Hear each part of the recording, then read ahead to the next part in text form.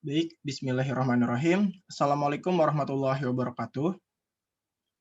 Perkenalkan, kami dari kelompok 3. Pada kesempatan kali ini, kami akan mempresentasikan bab pengendalian dari mata kuliah pengantar manajemen. Kelompok 3 beranggotakan Debbie Isrianti, Muhammad Fatur Rahman, Ridho Afriansyah, dan Hafiz Nurmalik. Pada kesempatan ini, presentasi akan disampaikan oleh saya, Muhammad Fatur Rahman, dan Ridho Afriansyah.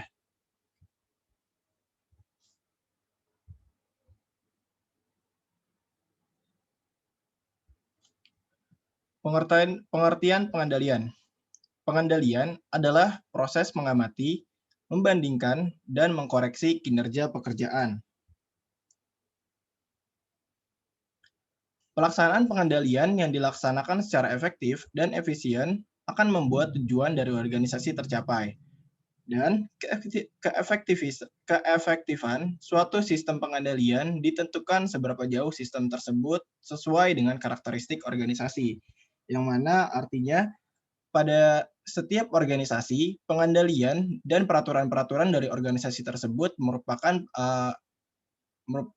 suatu item dari suatu organisasi yang bersifat spesifik, yang artinya suatu organisasi A dengan organisasi B, walaupun memiliki usaha yang sama, akan memungkinkan memiliki pengendalian-pengendalian dan peraturan yang berbeda karena setiap organisasi memiliki faktor-faktor spesifik pengubah dari organisasi tersebut tersendiri. Sehingga pengendalian ini bersifat spesifik. Lalu tujuan pengendalian ada 3 poin. Yang pertama adalah proses pelaksanaan kegiatan dilakukan sesuai dengan rencana. Lalu melakukan tindakan perbaikan atau evaluasi jika terdapat penyimpangan dari rencana yang telah dibuat. Dan yang ketiga adalah agar tujuan yang dihasilkan sesuai dengan rencana, yang merupakan tujuan utama dari suatu terciptanya suatu organisasi.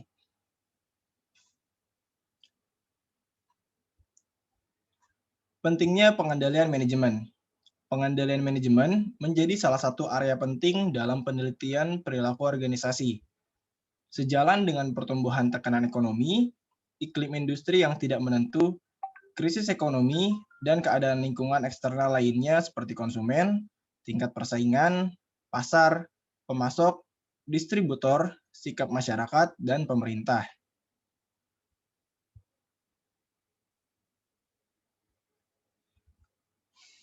Asas-asas pengendalian berdasarkan Harold Kohns, Deb Cyril O'Donnell mengemukakan asas pengendalian yang terdiri dari 8 asas. Yang pertama adalah asas tercapainya tujuan yang pasti diletakkan menjadi asas pertama dan utama. Yang kedua adalah asas efisiensi pengendalian agar pengendalian terjadi secara efisien dan tidak mengeluarkan biaya maupun perilaku tambahan yang sebenarnya tidak diperlukan. Yang ketiga adalah asas tanggung jawab pengendalian, yang berarti setiap pengendalian yang terjadi di organisasi memiliki penanggung jawab pada subbab-subbab pengendalian yang sudah dibagi dalam organisasi tersebut. Lalu ada asas pengendalian terhadap masa depan, yang berarti pengendalian ini diatur agar suatu organisasi dapat sustain dan berlangsung lama. Lalu ada asas pengendalian langsung, asas refleksi rencana, asas penyesuaian dengan organisasi agar setiap individunya juga individu dan setiap kegiatan yang berlangsung dari organisasi tersebut dapat sesuai dengan visi misi organisasi. Dan yang terakhir adalah asas pengendalian individual. Individual ini juga diatur agar setiap individu dalam suatu organisasi dapat memiliki visi misi yang sesuai dengan perusahaan sehingga perusahaan dapat berkembang. Kemudian ada pendekatan perancangan sistem pengendalian. Tahap ini memiliki 3 poin. Yang pertama adalah pengendalian pasar.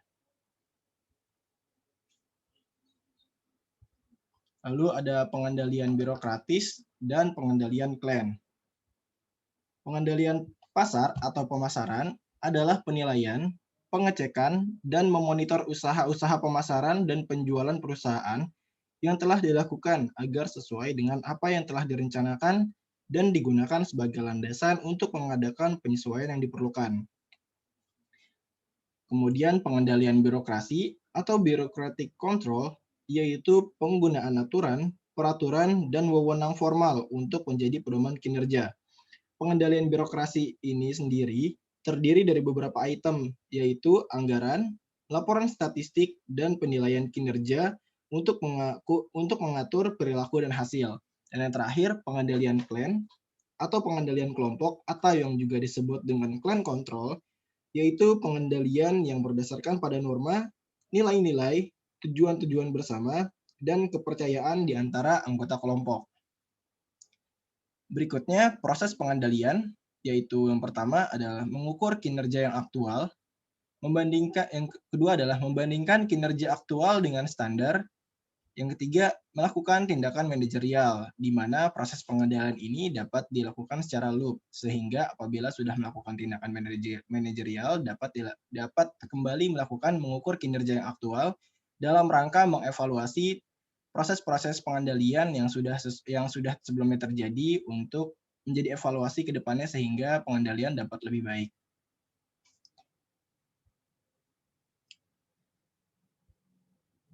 Kemudian jenis-jenis pengendalian. Yang pertama adalah pengendalian karyawan atau personal control. Seperti yang sudah dijelaskan sebelumnya, pengendalian ini bertujuan untuk mengatur karyawan atau anggota yang ada dari suatu organisasi agar tetap sesuai dengan visi misi organisasi sehingga organisasi dapat berkembang. Yang kedua, ada pengendalian keuangan atau finance control. Pengendalian keuangan terbagi menjadi dua, yaitu pengendalian keuangan tradisional dan pengendalian keuangan lain. Pengendalian keuangan tradisional dapat dilakukan dengan analisis rasio dan anggaran kas. Lalu pengendalian keuangan lainnya berupa nilai tambah ekonomi dan nilai tambah pasar. Pengendalian keuangan tradisional, yaitu ukuran pengendalian keuangan tradisional dapat dilakukan dengan analisis rasio dan anggaran. Definisi rasio, analisis rasio terbagi menjadi 4 macam, yaitu rasio likuiditas atau aktiva liquid, yang kedua adalah rasio efisiensi operasional atau efisien aktiva, ketiga rasio leverage atau dampak, dan yang keempat adalah return on equity atau manajemen perusahaan. Definisi anggaran kas, yaitu anggaran kas memiliki 4 unsur, yaitu penerimaan kas, pengeluaran kas, perubahan bersih dalam kas untuk suatu periode, dan kebutuhan dana baru. Sedangkan pengendalian keuangan lain, yaitu ada 2 poin, yaitu economy value added atau nilai tambah ekonomi, untuk mengukur kinerja perusahaan yang dihitung dari laba operasi setelah pajak dikurangi dengan biaya modal tahunan.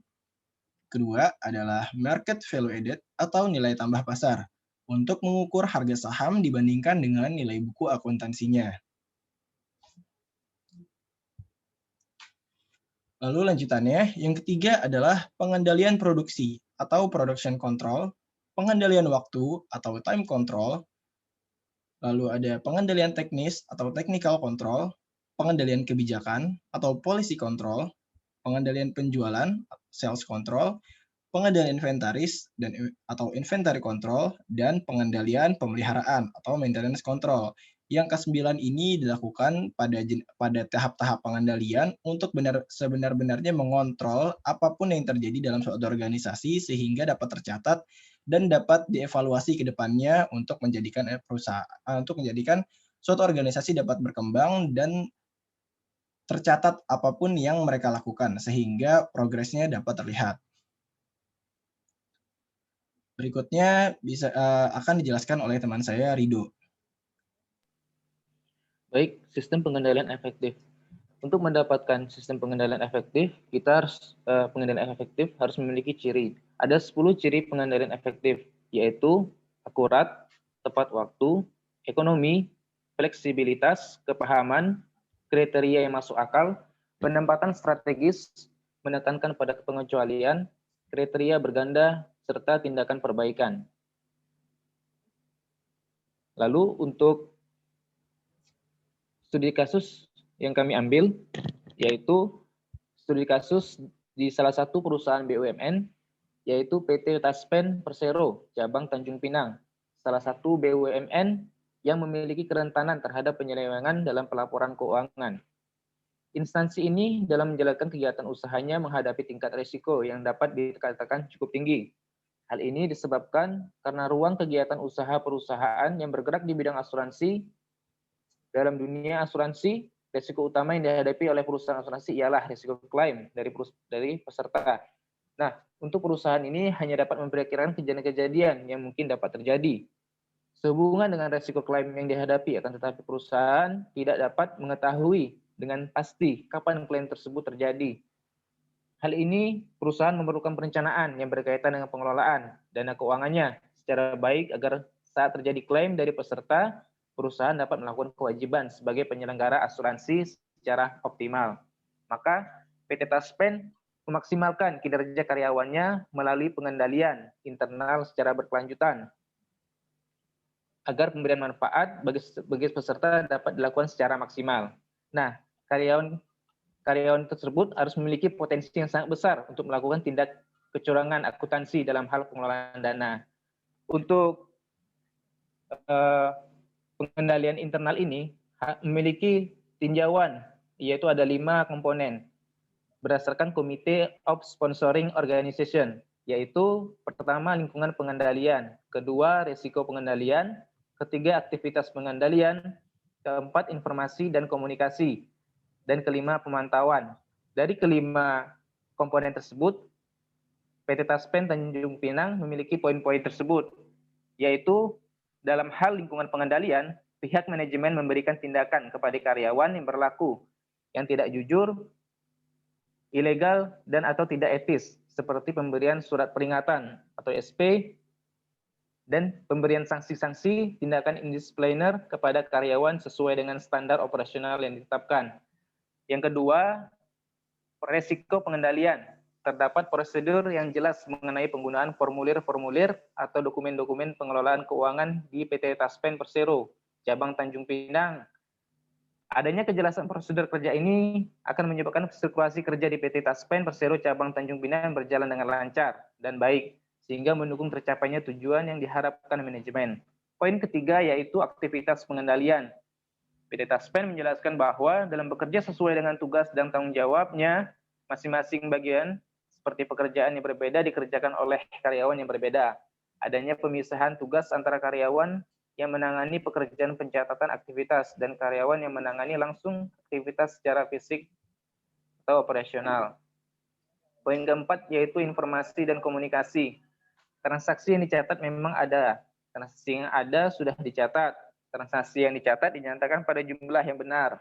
Transaksi yang dicatat, diposting, dan diikhtisarkan dengan benar. Transaksi diklasifikasikan dengan benar, dan transaksi dicatat pada tanggal yang benar. Nah, namun pada umumnya tidak adanya peninjauan ulang, perbandingan, dan pencocokan data oleh karyawan lainnya yang berbeda atau independen secara periodik atau berkala, sehingga demikian rawan terhadap penyelewengan. Poin terakhir yaitu pemantauan. Adanya pemeriksaan pelaksanaan kebijakan dan prosedur kerja oleh pemeriksa internal. Secara rutin dilakukan pemeriksaan atas pengelolaan keuangan dan dicocokkan dengan catatan yang ada oleh bagian pemeriksa internal dan adanya kesesuaian jumlah dana dengan rekonsiliasi catatan dengan bukti fisik yang ada. Selanjutnya, kesimpulan dari kelompok kami terhadap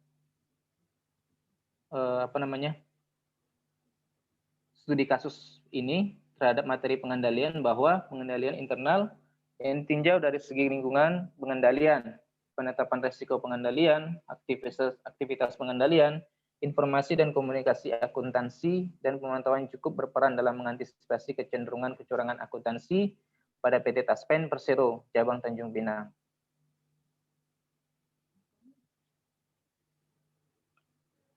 Ya, sekian dari kelompok kami. Terima kasih. Wassalamualaikum warahmatullahi wabarakatuh. Salam sehat bagi kita semua.